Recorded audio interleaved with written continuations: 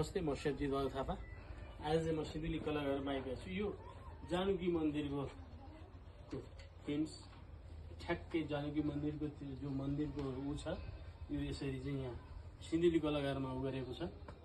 अनि देख्न सक्नुहुन्छ यति राम्रो सिन्धुली कलाघर। म चाहिँ लामो समयदेखि नै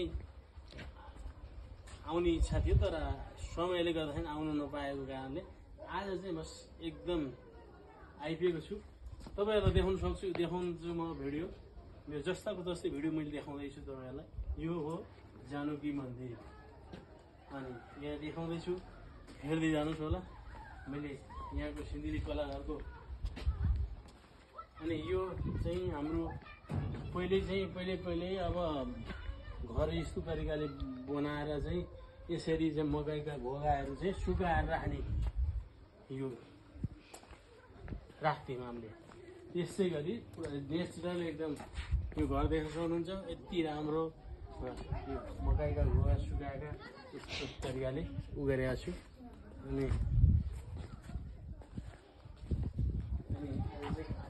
अब त्यहाँबाट चाहिँ आज यो हो पशुपतिनाथ मन्दिर।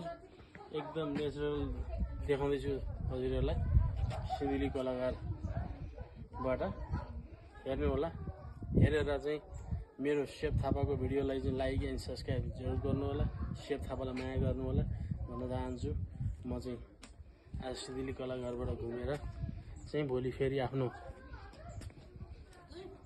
कर्मथलोपट्टि लाग्दैछु। यहाँबाट अहिले अपडेट पनि दिएँ हजुरहरूलाई। त्यसै गरी फेरि आफ्नो कर्मथलोमा पुगेपछि फेरि न्यू अपडेट दिने नै छु हजुरहरूको माझमा उपस्थित भएर भन्दै बिदा।